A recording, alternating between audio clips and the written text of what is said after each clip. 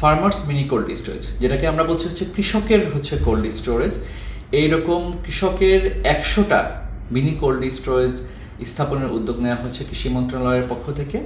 জলবায়ু পরিবর্তন ট্রাস্ট ফান্ডের আওতায় আমাদের কৃষি মন্ত্রণালয়ের মাননীয় উপদেষ্টা মহোদয়, আমাদের সচিব স্যার সহ কৃষি সম্প্রসারণ অধিদপ্তরের মাধ্যমে এই 100টা কোল্ড স্টোরেজ বাস্তবায়ন করা হচ্ছে, যার ফলে এই যে মৌসুমি যে সবজি, কিছুদিন পরে শীতের সবজিগুলো উঠবে, এই গত বছরও আমরা দেখেছি এই সবজি একসাথে যখন বাজারে ওঠে এর দামটা অনেক কমে যায়, এতে করে কৃষক ক্ষতিগ্রস্ত হয়।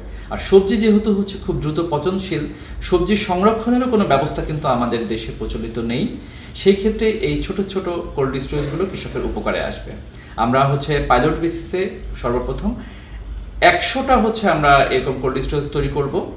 যারই অংশ হিসাবে উপকূলীয় অঞ্চল কক্সবাজারে মোট 4টা কোল্ড স্টোরেজ কৃষকদেরকে দেওয়া হয়েছে।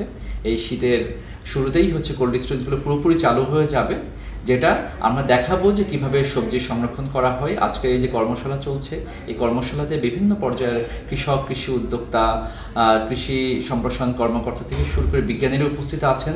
তারা দেখছেন এটা কিভাবে কাজ করে।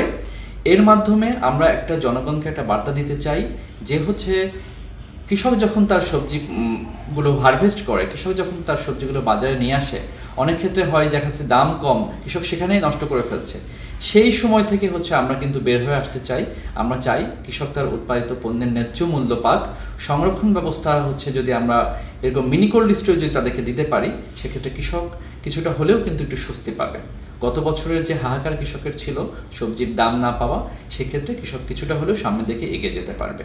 তো আমরা এই শীতের শুরুতেই আমরা 100টা মিনি কোল্ড স্টোরেজ স্থাপন সম্পন্ন করব এবং পরবর্তীতে উদ্যোগকে আরও যেহেতু সম্প্রসারণ করা যায় কিনা সে ব্যাপারেও আমরা ভেবে দেখছি।